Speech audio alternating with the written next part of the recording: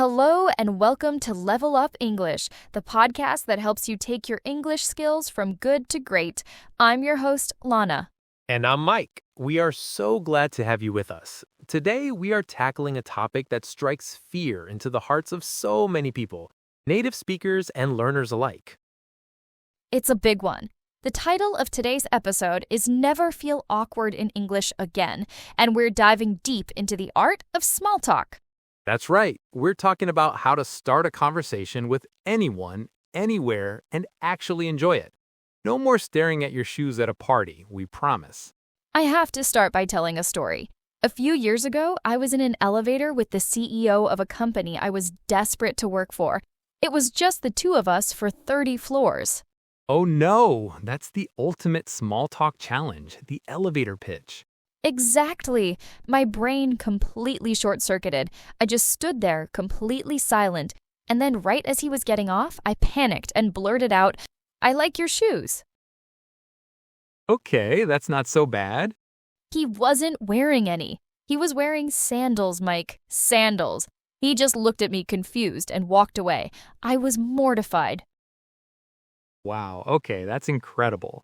Well, our goal today is to make sure nothing like that ever happens to our listeners. We are going to arm you with the phrases, the mindset, and the confidence to handle any small talk situation. So let's start with the big question. Mike, why is small talk so terrifying for so many people, especially when they're not speaking their native language? I think it's the pressure. It feels like a performance. You worry about your grammar, your vocabulary, and finding the right thing to say. Right, and the fear of awkward silence. That pause feels like an eternity where you think the other person is judging your entire existence. Totally. The silence is the killer. I remember being at a wedding once, seated next to my wife's great aunt. I asked her how she was. She said, fine, and then crickets. Nothing. We sat in silence for a solid 10 minutes.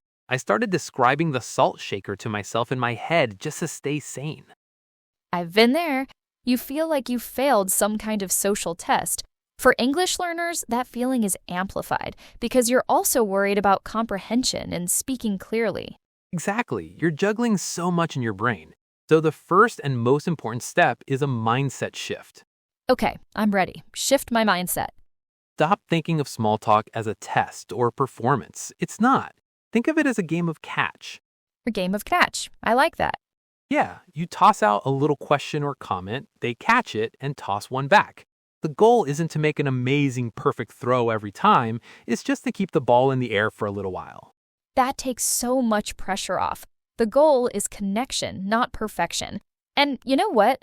Most people are so focused on what they're going to say, they won't even notice your small grammar mistakes. 100%. And remember, the stakes are incredibly low. If you have a slightly awkward chat with the person behind you in line at the grocery store, who cares? You'll probably never see them again. It's a perfect low-pressure place of practice. The real secret weapon, I think, is curiosity. If you can switch from "what do I say" to "I wonder what this person's story is," everything changes. That is the key. Be a detective, not a performer. Your only job is to be interested and ask questions. People love to talk about themselves. Okay, so mindset shifted. We're playing catch, we're curious detectives, the stakes are low. Now let's get into the practical tools, the nitty-gritty. How do you actually start?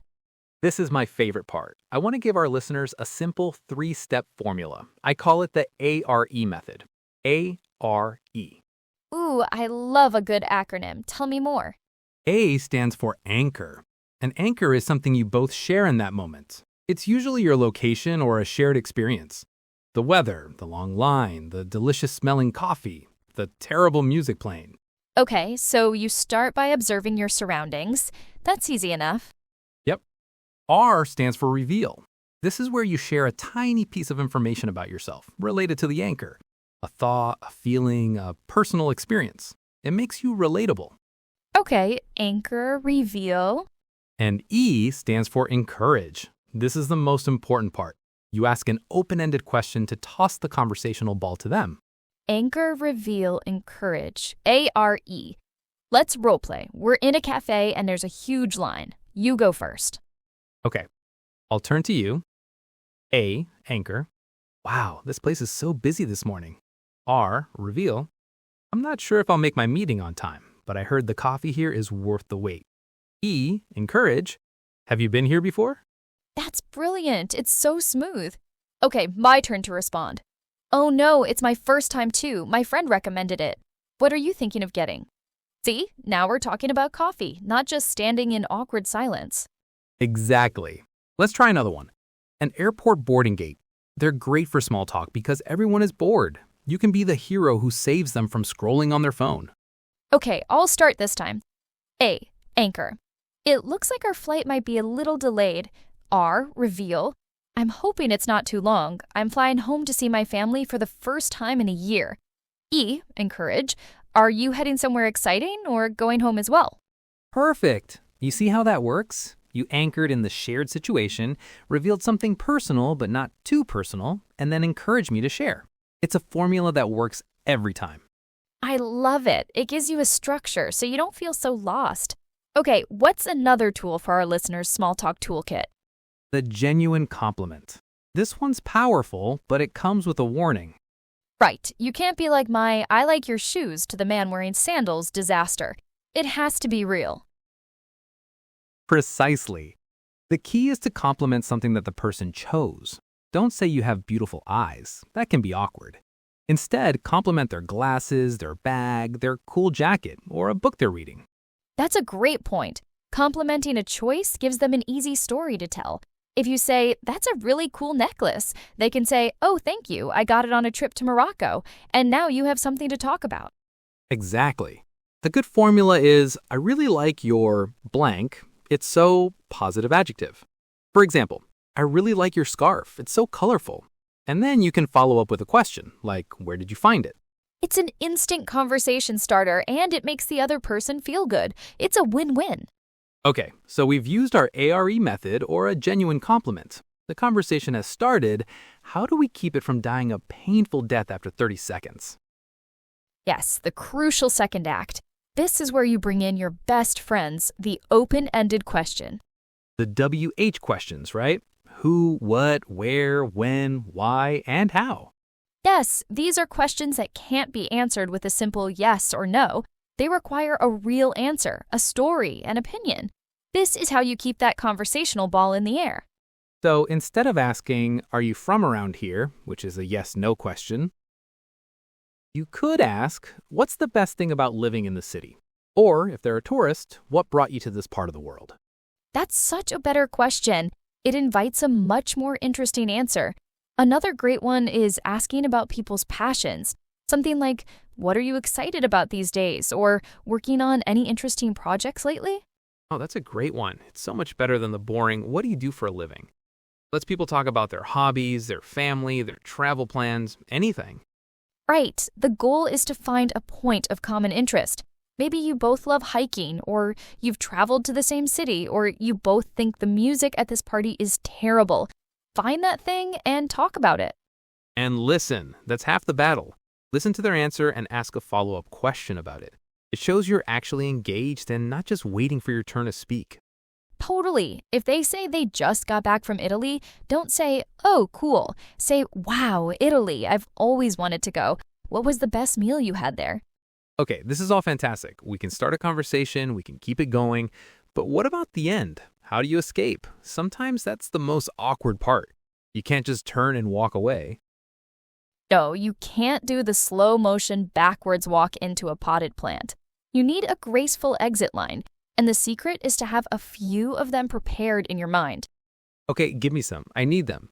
A classic is, "Well, it was so great talking to you. I'm going to grab another drink." Or, "I need to go find my friend, but it was lovely to meet you." Simple, polite, effective. I like it. Another good one is to positively reference the conversation. "I really enjoyed hearing about your trip to Morocco. I should let you go, but it was great to meet you." That's a pro move. It ties everything up with a nice little bow. What about in a more formal setting, like a work conference? You can say something like, "Well, I don't want to monopolize all your time. It was fantastic to connect. I hope you enjoy the rest of the conference." The key seems to be a positive statement followed by the reason for leaving. It was great chatting, but I have to go. Exactly. Smile, make eye contact, say your line, and then exit confidently. No looking back. Okay, so we have the fundamentals: start, maintain, and exit. But let's get into some advanced scenarios. What happens when things go wrong? Let's call it small talk triage. I love that. Like first aid for awkward conversations. Okay, what's the first emergency scenario? Scenario number 1, you're talking to a wall. You ask a great open-ended question and they just say, I don't know, or yeah. The conversational ball you threw just dropped to the floor with a sad thud. Exactly. So you make a statement instead. Switch from asking to telling. You could say something like, this reminds me of a concert I went to last year, and tell a very short, simple story. This takes the pressure off them to talk and gives them something new to react to. That's good. Or you can pivot to something observational. Wow, they're playing my favorite song now. Sometimes the person is just shy or nervous, but if you try one or two of these pivots and still get nothing, it's okay to use one of your exit lines. It's not your job to force a conversation out of someone who doesn't want to talk. Absolutely. Triage is also about knowing when the patient is a lost cause. Okay, scenario 2, and this is a big one for language learners. Your brain just stops. You're searching for a word and it's gone. Poof. Awkward silence.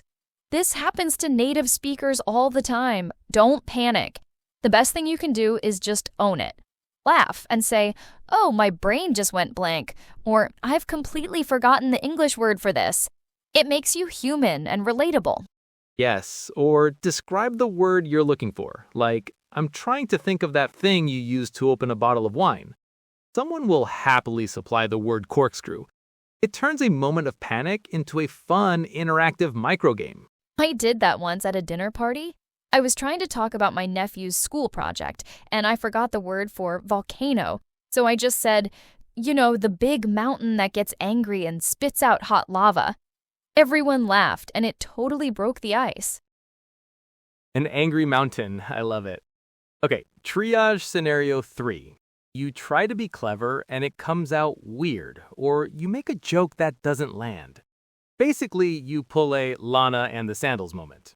Hey, it's a classic example. The recovery is key. Just like when you forget a word, acknowledge the awkwardness. A simple, well, that came out weirder than I intended, or that was a terrible joke, sorry about that, can save you. Moving on quickly is the secret. Scenario number 1. You're talking to a wall. You ask a great open-ended question, and they just say, I don't know, or yeah. The conversational ball you threw just dropped to the floor with a sad thud.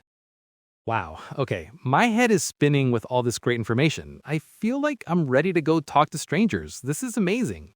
Let's do a quick recap of the key takeaways for our listeners.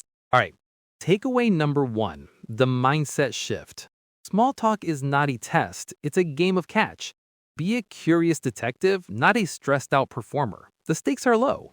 Takeaway number 2, to start a conversation, use the A.R.E method. Anchor in your shared environment, reveal a little something about yourself, and encourage them to talk with an open-ended question. And takeaway number 3, keep the conversation going by asking open-ended questions using who, what, where, when, why, and how. And remember to listen to the answers. And finally, takeaway number 4, end the conversation gracefully. Have an exit line prepared. A positive comment followed by your reason for leaving. It was great to meet you. I have to run. This has been so helpful. I feel like we've given our listeners a real superpower. I agree. And now for our favorite part, the weekly challenge. That's right. Listeners, your mission, should you choose to accept it, is to start just one small talk conversation this week using these techniques. It can be with the barista at the coffee shop, a person in line at the bank, or as someone at a bus stop. Just try the A.R.E method once. It might feel a little scary, but we promise it gets easier every single time. Practice is everything. Let us know how it goes. Leave a comment here at LevelUp English Podcast. We'd love to hear your small talk success stories. That's all the time we have for today. Thank you so much for tuning in to Level Up English. Until next time, keep learning, keep practicing, and keep leveling up.